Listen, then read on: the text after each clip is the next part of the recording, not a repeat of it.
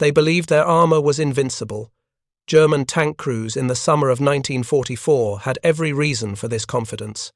Their Tiger tanks had shrugged off Allied anti-tank fire at Villers-Bocage. Their Panthers had dominated at Kursk. The thick steel plates protecting their fighting compartments had stopped British 2-pounder rounds, American 75mm shells, and Soviet 45mm anti-tank guns with monotonous regularity.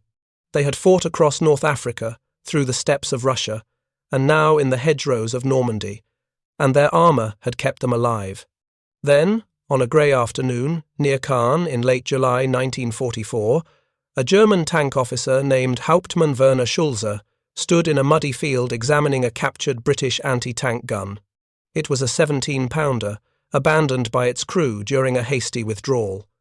Schulze walked around the weapon slowly, studying its long barrel, its substantial breech mechanism, the scattered, armour-piercing rounds lying in their wooden cases nearby. He picked up one of the shells. It was heavy, dense, longer than any anti-tank round he had seen the British use before. He called over his gunner, a veteran named Feldwebel Hans Dietrich, who had served in tanks since 1941. Together they examined the gun's bore, measured the barrel length with a piece of string, studied the sighting mechanism. Schulze did some rough calculations based on the barrel length and the projectile weight. Then he looked at Dietrich and said something that would be repeated in German tank units across Normandy in the coming weeks. If this gun can do what I think it can do, we are in serious trouble. If you're enjoying this deep dive into the story, hit the subscribe button and let us know in the comments from where in the world you are watching from today. The confidence of German tank crews in 1944 was not unfounded arrogance. It was the product of years of combat, experience where their equipment had proven superior to nearly everything the Allies fielded.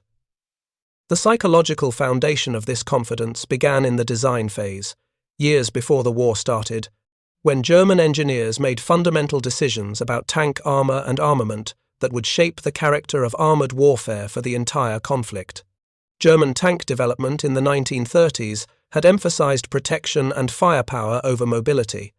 This was a deliberate choice rooted in the German military's analysis of World War I, where breakthroughs failed because attacking forces lacked the armoured protection to sustain advances against fortified positions. The lesson German planners took from that war was clear.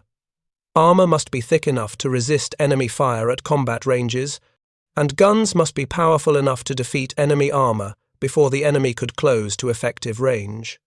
This philosophy produced the Panzer IV, which entered service in 1939 with 50mm of frontal armour and a 75mm gun.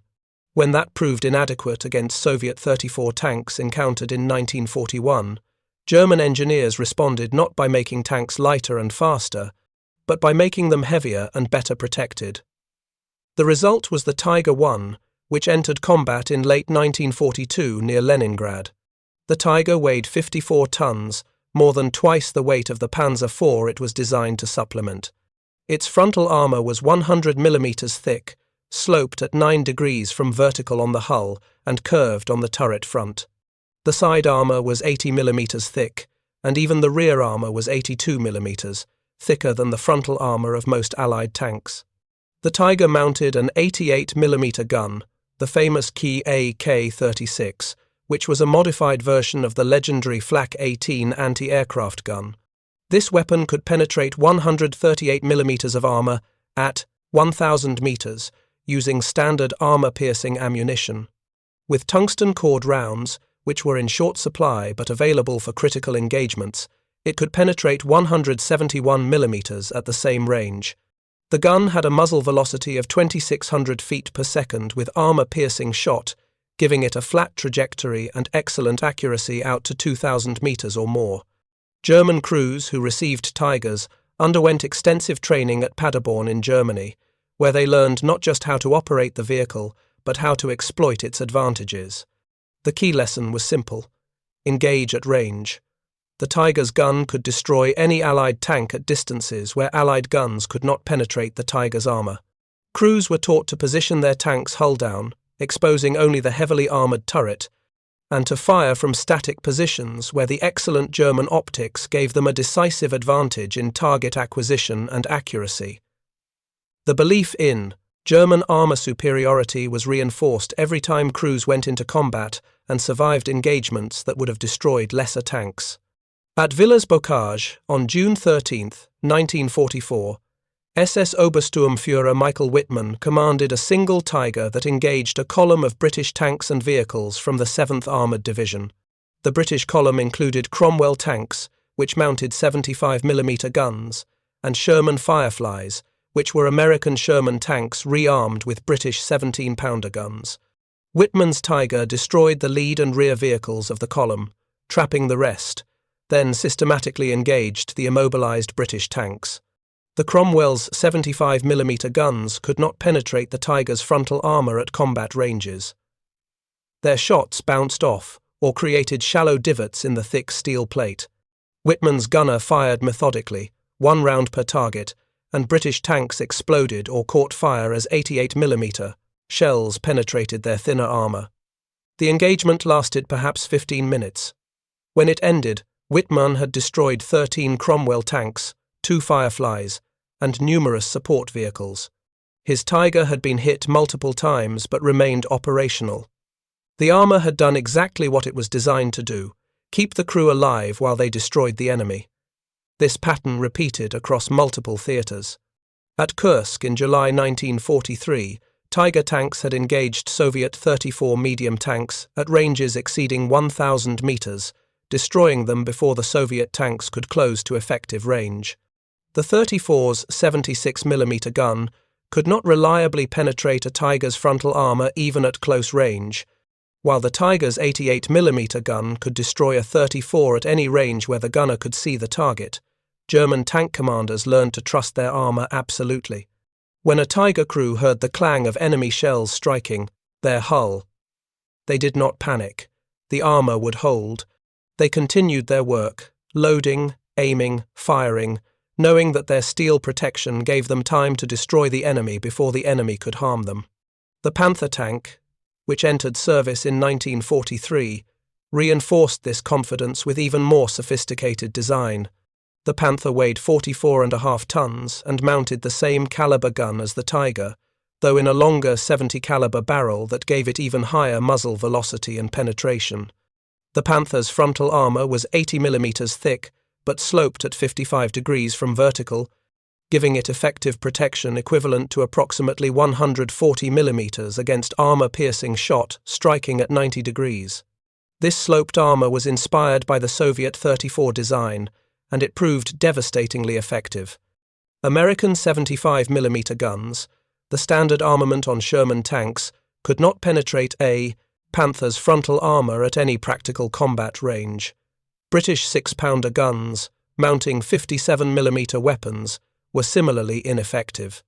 Even the American 76mm gun, introduced in mid-1944 as an upgraded armament for Sherman tanks, struggled to penetrate Panther armour frontally, except at very close range with perfect shot placement.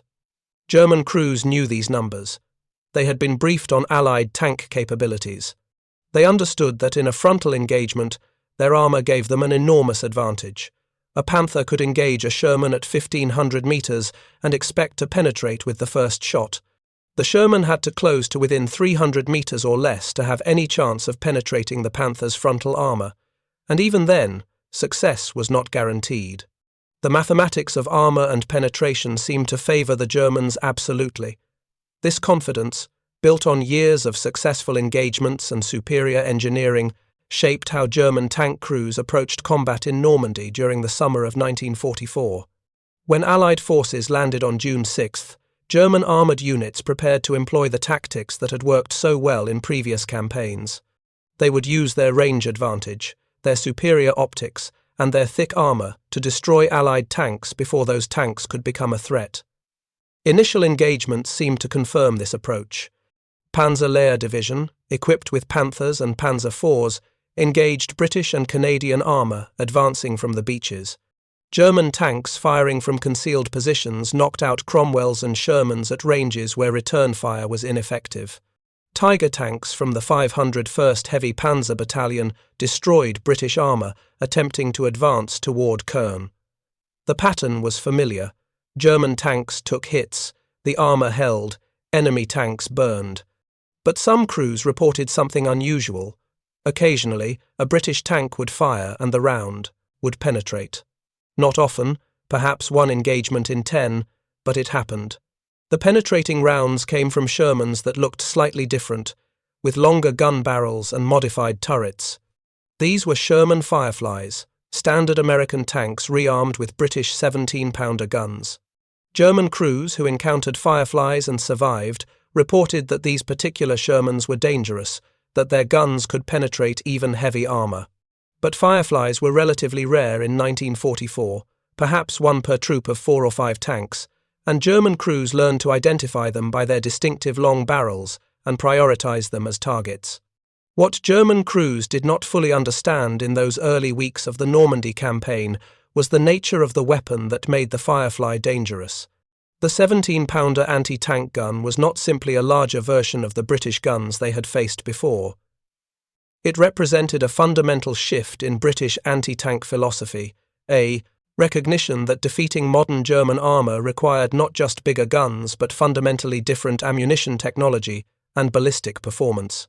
The 17-pounder's development began in 1941, when British designers at the Armaments Research Department recognised that existing anti-tank guns would be inadequate against the new generation of German tanks they expected to encounter.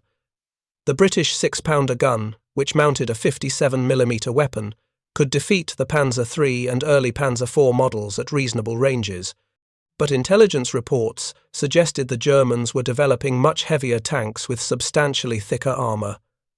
British designers set ambitious specifications for a new anti-tank gun. It would need to penetrate 100mm of armour at 1,000 yards, roughly 914 metres, using armour-piercing shot. This was nearly double the penetration capability of the 6-pounder. The gun would need to be mobile, enough to be towed by standard vehicles, and simple enough to be manufactured in quantities that British industry could sustain. The design that emerged mounted a 3-inch caliber gun, specifically 76.2mm, which the British designated as 17 pounds, based on the weight of the high explosive shell the gun could fire. The barrel was exceptionally long, 55 calibers, meaning the length of the rifled portion of the barrel was 55 times the diameter of the bore. This long barrel allowed the propellant charge to accelerate the projectile to very high velocities before it left the muzzle. The 17-pounder fired an armour-piercing shot weighing 17 pounds at a muzzle velocity of 2,950 feet per second.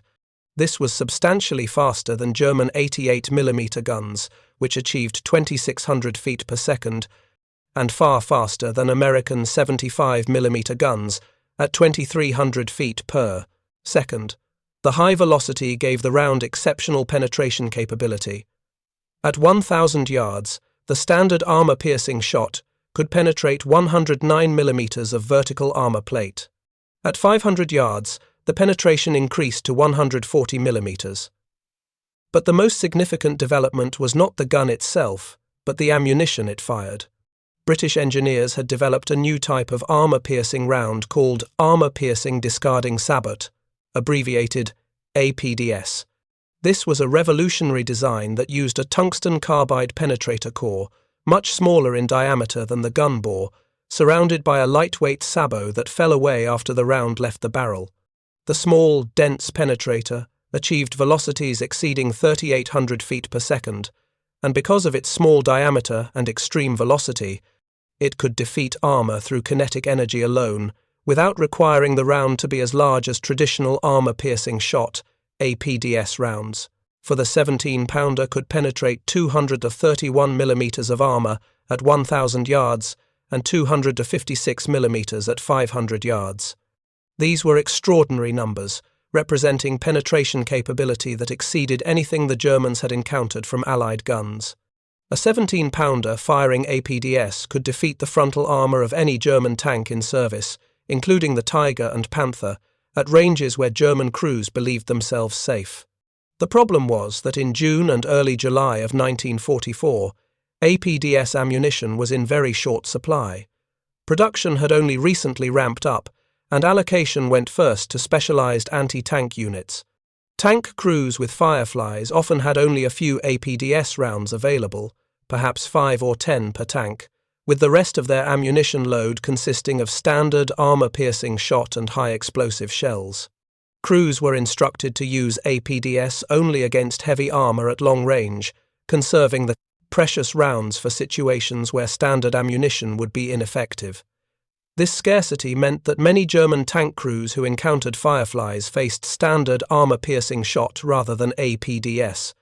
The standard ammunition was still dangerous, capable of penetrating 80 to 90 millimeters of armor at combat ranges, but it was not the revelation that APDS represented. German crews who survived encounters with Fireflies using standard ammunition could rationalize the experience. The Firefly was dangerous, yes, but not fundamentally different from other threats they had learned to manage through tactics and positioning. If you find this story engaging, please take a moment to subscribe and enable notifications. It helps us continue producing in-depth content like this. The moment of true realization came not in tank versus tank combat, but in the systematic examination of captured equipment. Throughout July, German intelligence units collected information on Allied weapons and vehicles, trying to understand the capabilities they faced. Knocked-out British tanks were examined for armor thickness and weapon types. Captured ammunition was measured and analyzed. Abandoned anti-tank guns were studied when they could be recovered safely from contested areas. Near Caen, following Operation Goodwood in late July, German forces recovered several 17-pounder anti-tank guns that had been abandoned during British withdrawals. These guns, along with their ammunition, were transported to rear areas where technical intelligence officers could examine them properly. Hauptmann Werner Schulze, commanding a company of Panther tanks in the 2nd Panzer Division, was called to one of these examinations. He had fought in Russia and knew Soviet anti-tank weapons intimately. He had faced American guns in Normandy and understood their limitations. When he saw the 17-pounder for the first time, laid out in a field workshop with its breech open and ammunition cases, stacked nearby, his first reaction was professional curiosity rather than alarm. The gun was large, substantially bigger than the British 6-pounder he was familiar with. The barrel was extraordinarily long, extending nearly twice the length of comparable weapons. Schulze walked around the gun, examining its construction.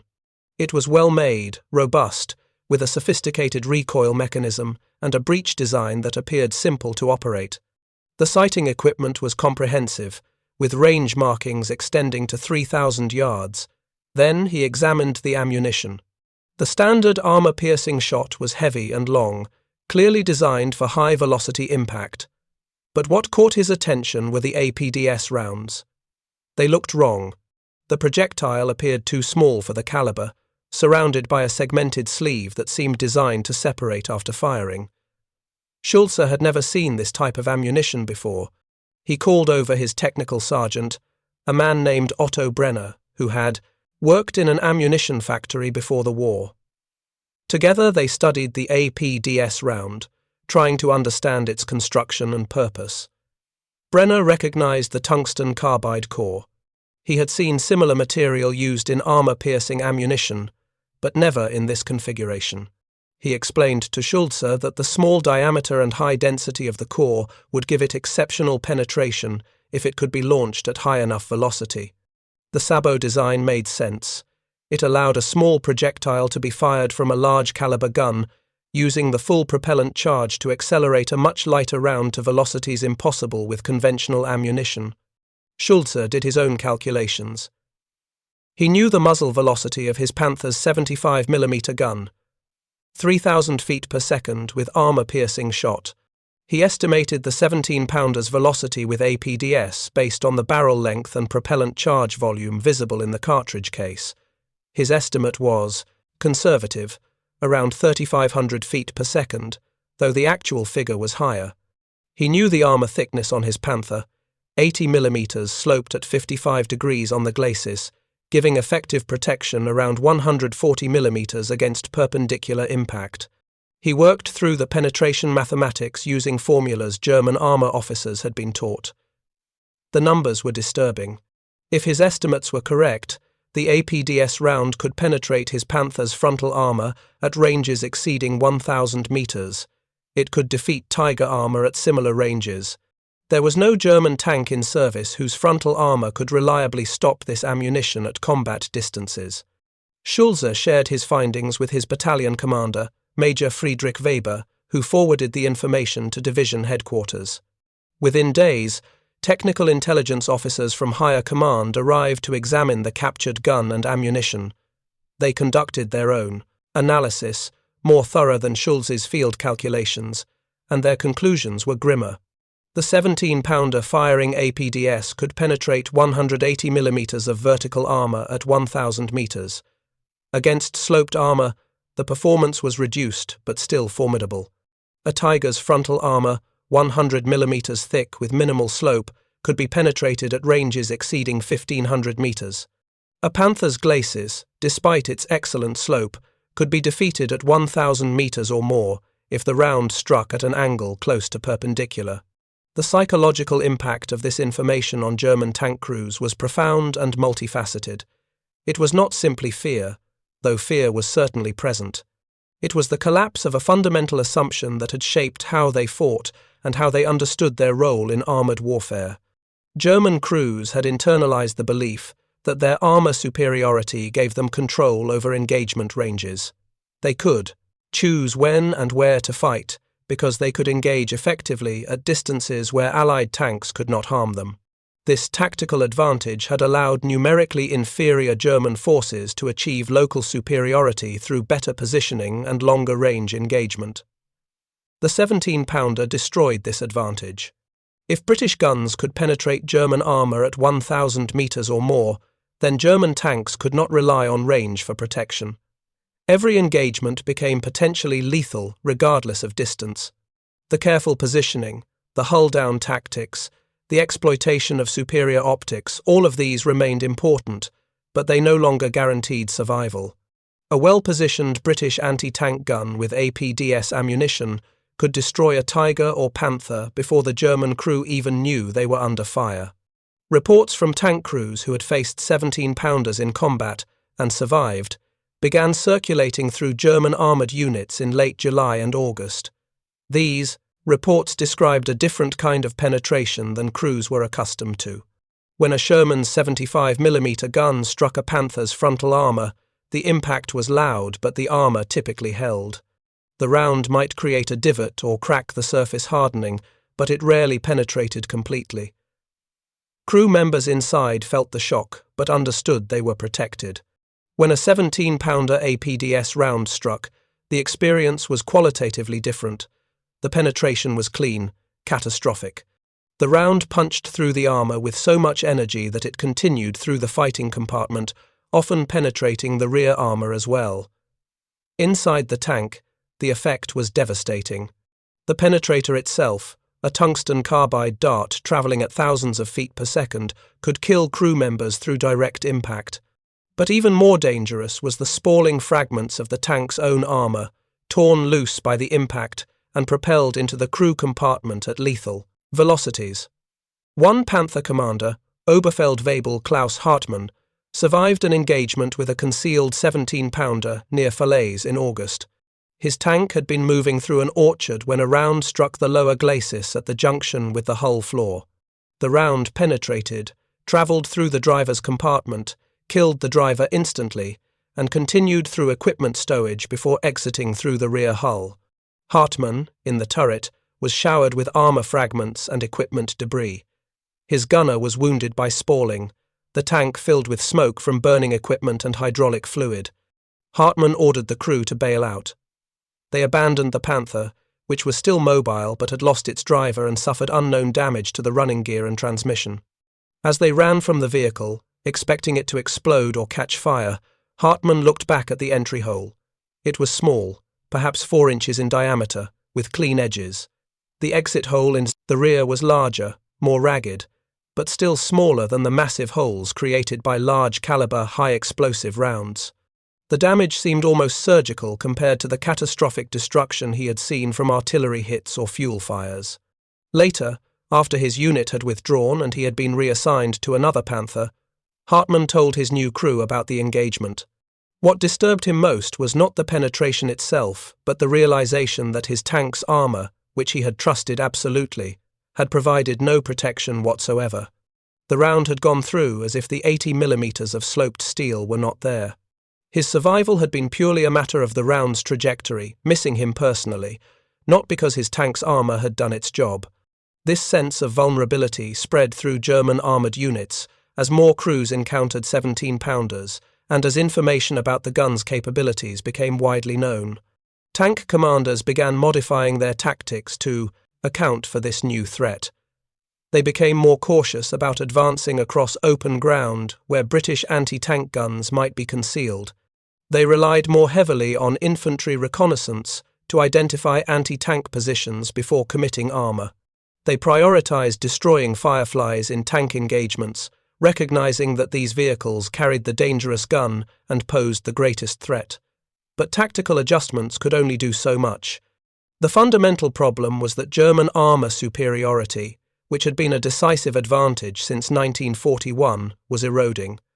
The 17-pounder was not the only threat. American 76mm guns, introduced on Sherman tanks in mid-1944, could penetrate Panther armor from the side at reasonable ranges.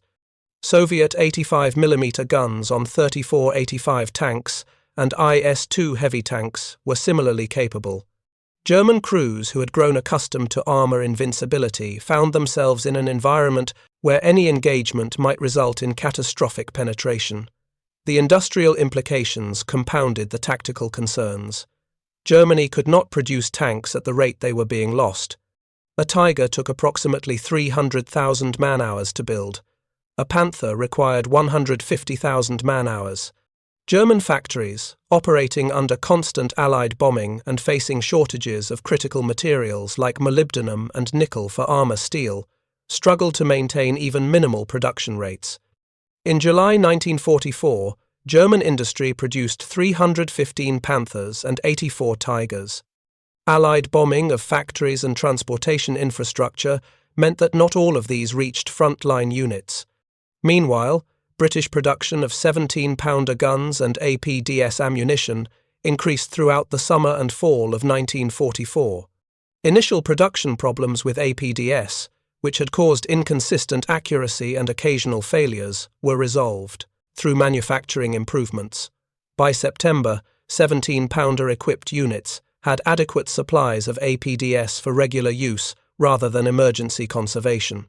The gun was mounted not just in Fireflies but also in specialized tank destroyers like the Achilles and in towed anti-tank units that could be positioned to cover key approaches and choke points.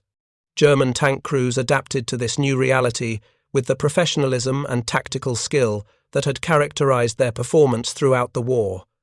They became more cautious, more deliberate in their movements.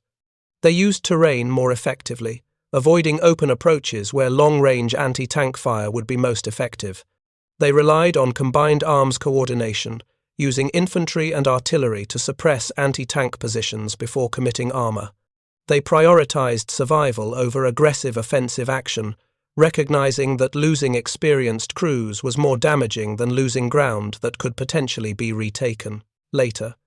But adaptation could not change the fundamental mathematics of the situation. Germany was fighting a multi-front war against opponents with overwhelming industrial capacity. Every tank lost was difficult to replace. Every experienced crew killed represented training and combat knowledge that could not be recovered. The confidence that had sustained German armored forces through years of successful combat was replaced by a grim determination to continue fighting professionally, even as the odds turned increasingly against them. In September 1944, Hauptmann Schulze, who had first examined the captured 17-pounder near Caen, was assigned to a training unit in Germany. His role was to prepare new Panther crews for combat in the West. He taught them the same tactical principles he had learned and applied successfully in Russia and the early weeks in Normandy. Use your range advantage. Position carefully. Exploit your superior optics and crew training.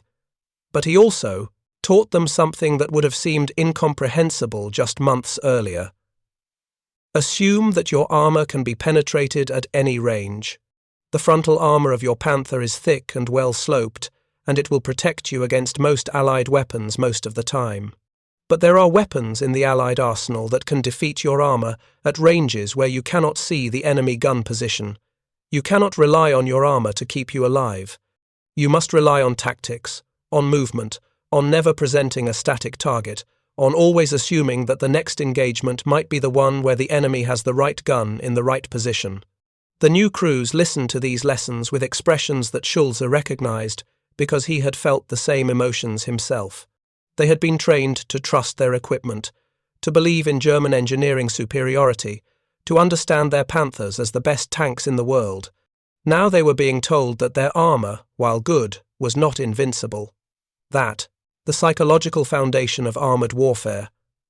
The tank protects the crew, while the crew destroys. The enemy had been fundamentally compromised by Allied weapons development. Some of these crews went west to fight in the final battles of 1944 and early 1945. They encountered 17-pounders at Arnhem in the Ardennes, along the Rhine. Some survived, others did not. Those who survived and were later captured told Allied interrogators about their experiences. They spoke of the 17-pounder with respect and fear. They described it as the most dangerous anti-tank weapon they had faced, more frightening than American tank destroyers, more effective than Soviet 85mm guns. What made it terrifying was not just its penetration capability, but the psychological impact of knowing that the armor they had trusted could be defeated so completely. A Tiger commander, captured in the Ardennes, explained to his interrogators that he had survived tank combat in Russia for 2 years by trusting his armor and using his gun's range advantage. When he encountered 17-pounders in Belgium, those assumptions became liabilities. His armor could not protect him. His range advantage was neutralized by a gun that could kill him at 1,500 meters. He described the experience as fighting blind, never knowing if the next moment would bring a penetration that he would not survive. The 17-pounder did not win the war by itself.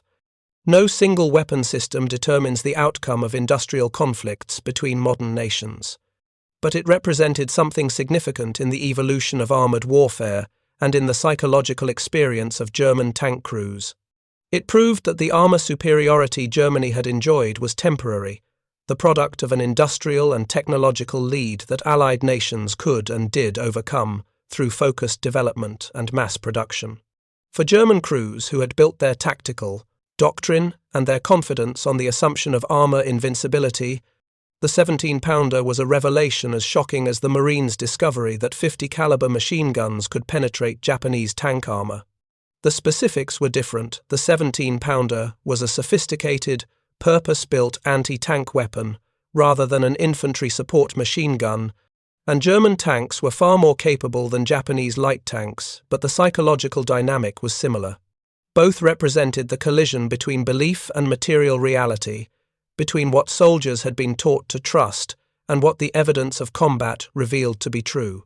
The story of German tankers examining that captured 17-pounder near Caen and realizing they were outgunned is ultimately a story about the limits of technological advantage in modern warfare. Germany had achieved armor superiority through excellent engineering, careful design, and early investment in heavy tank development. But that superiority was not permanent. It could be matched and exceeded by opponents with greater industrial capacity and the determination to develop effective countermeasures. For the individual crews who lived through this transition, the experience was deeply personal. They had trusted their equipment. They had believed in the superiority of German engineering. They had fought successfully for years based on tactics that exploited their armor's thickness and their guns' range. The 17-pounder did not just penetrate their tank's armor. It penetrated their understanding of how armored warfare worked and their confidence in the equipment that was supposed to keep them alive. When Hauptmann Schulze stood in that field in July 1944, examining the captured gun and doing his calculations, he experienced the same moment of clarity that Japanese tank crews experienced on Saipan when 50-caliber bullets punched through their armor.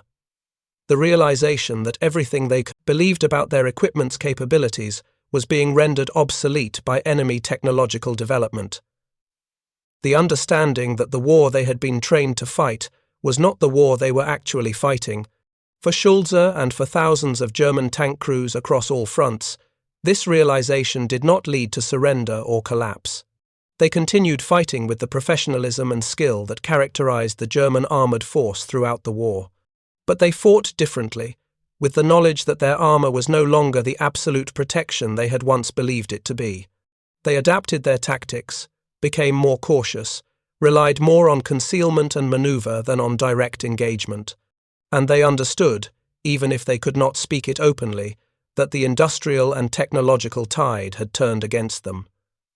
The Allies were not just matching German capabilities, they were exceeding them in the ways that mattered most in modern industrial warfare: production, capacity, technological innovation, and the ability to field new weapons systems in quantities that could affect the battlefield outcome. The 17-pounder firing APDS ammunition represented the kind of focused weapon development that industrial powers could achieve when they committed resources and engineering talent to solving specific military problems. The British had identified a need defeating heavy German armour at range and had developed a weapon system to meet that need. They had overcome technical challenges in ammunition, design, and gun manufacture. They had scaled up production to deliver the weapon in meaningful quantities, and they had integrated it into their tactical doctrine in ways that maximized its effectiveness. Germany, fighting on multiple fronts with a strained industrial base and dwindling access to critical materials, could not respond in kind. The best German tanks, the Tiger II with its 150mm frontal armor and long 88mm gun, or the proposed E-series tanks with even heavier protection, were too complex and resource-intensive to produce in numbers that would affect the war's outcome. They remained exceptional vehicles in small numbers, rather than the foundation of a rebuilt armoured force. The war ended with German tank crews still fighting in Panthers and Tiger IIs, still trying to exploit the tactical advantages those vehicles provided, but doing so with the knowledge that Allied weapons technology had caught up to and in some cases surpassed their own. The 17-pounder was part of that technological convergence, a weapon that demonstrated that German armour superiority was not an inherent characteristic of German engineering, but a temporary advantage that could be overcome through Allied industrial effort and innovation. For historians analysing the armoured warfare of World War II, the 17-pounder represents a significant milestone in the evolution of anti-tank weapons. For the German crews who faced it, it represented something more immediate and more personally significant, the end of the assumption that had sustained them through years of combat. The understanding that their armour could not protect them, that every engagement might end in catastrophic penetration, and that the war they were fighting had fundamentally changed in ways that no amount of tactical skill could fully compensate for.